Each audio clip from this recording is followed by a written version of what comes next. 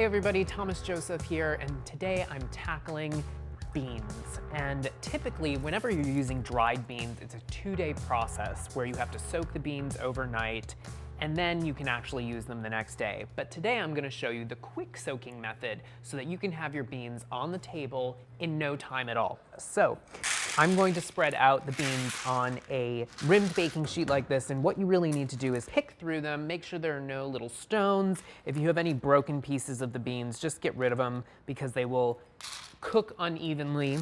And once you've sorted through your beans, now you just need to give them a quick rinse to rinse off any dirt that may have accumulated on the beans. So right into a colander or a sieve and some water, swish them around in the water, cleaning them. You can see how cloudy the water's getting, and that's from all of the dust from the beans.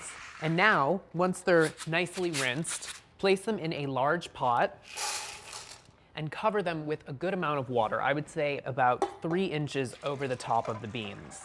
Turn up the heat and bring this up to a boil now. And what soaking does is it hydrates the beans in a nice even way. It helps to soften the skin around the beans, and it cuts down the cooking time by about half. So you really want to make sure that you do give the beans a soak before you start cooking them. Now this quick soaking method is really great because it's done in about an hour and you can carry on with the cooking of the beans.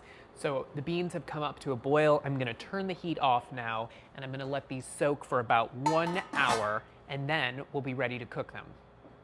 Now what you need to do is drain them. You can see here from the soaking process that the beans have actually doubled in size. Drain the beans, return them to the pot. I'm gonna cover these with 2 inches of cold water again. And to this pot, I'm gonna add some aromatics, which really give the beans a lot of flavor. So I have 1 white onion that I've cut into quarters. I have a head of garlic, gives really nice flavor, a little bit of carrot, a little bit of celery.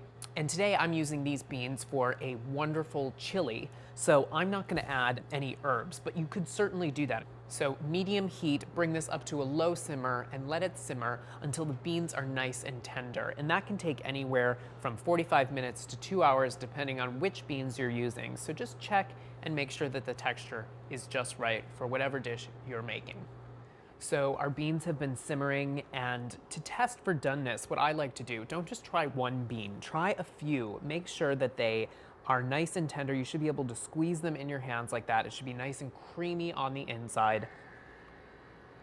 Give it a little bit of a taste, and these are good to go. So I'm going to fish out the aromatics, and now our beans are ready to transfer into the pot of chili that I promised you. And all you have to do is really stir them in at the end because they're fully cooked.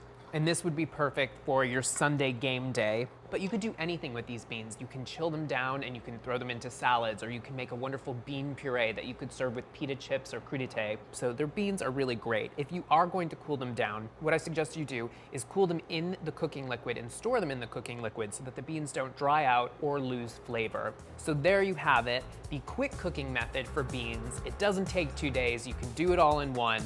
Enjoy.